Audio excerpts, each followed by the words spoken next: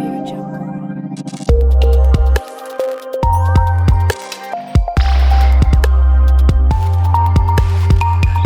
India TV9 news Maharashtra. तुमच्या बापाच्या खिशातले पैसे. बघा, ऑपरेशन जे असतं की नाही हे एकदाच केलं जातं. वारंवार एखाद्या शरीराचं जेव्हा ऑपरेशन करतात तेव्हा ते डेड बॉडीचं ऑपरेशन असतं. बघा, ऑपरेशन जे असतं की नाही हे एकदाच केलं जातं. वारंवार एखाद्या शरीराचं जेव्हा ऑपरेशन करतात असं म्हणतात तेव्हा ते डेड बॉडीचं ऑपरेशन असतं. ती डेड बॉडी नेतात ना, आणि डेड बॉडी सध्या त्यांच्या पक्षाची देवेंद्र फडणवीसांनी केली. खरं म्हणजे त्या ऑपरेशन सध्या जे सुरू आहे ते देवेंद्र फडणवीस एकनाथ शिंदेच्या पक्षाचा करताय. शिवसेनेचे खासदार 9 खासदार हे एकजुटीनं एकत्रित आहेत. काही नावं त्यात वाचली, मला हसायला आलं. सकाळी कुठेतरी छापून आलं, मला कोणीतरी पाठवलं.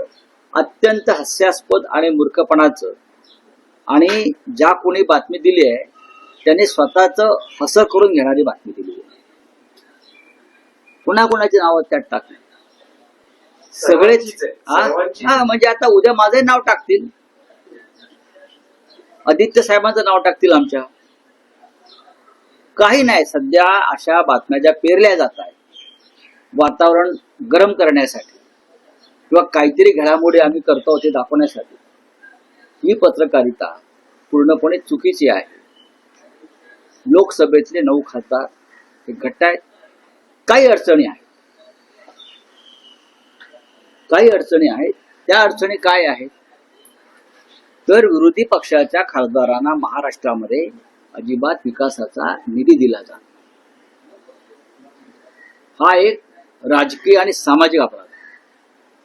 तुम्ही सत्ताधारी पक्षाच्या खासदारांना कोटी कोटीचा निधी देता, पण लाखो लोकांनी निवडून दिलेल्या इतर खासदारांना निधीपासून वंचित ठेवता.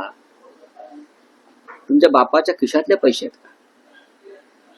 देवेंद्र फडणवीस यांना जर राजकारणामध्ये मोठी झेप घ्यायची असेल,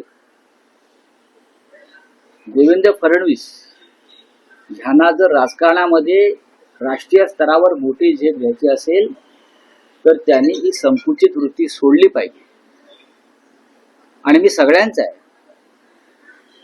मी लोकशाही मानतो, लोकशाही तत्व मानतो, म्हणून विरोधी पक्षाचे आमदार, विरोधी पक्षाचे खासदार यांना सुद्धा मी समान न्याय देईन, ही भूमिका त्यांनी स्वीकारली पाहिजे. तरच त्यांना मोठी झेप घेता येईल.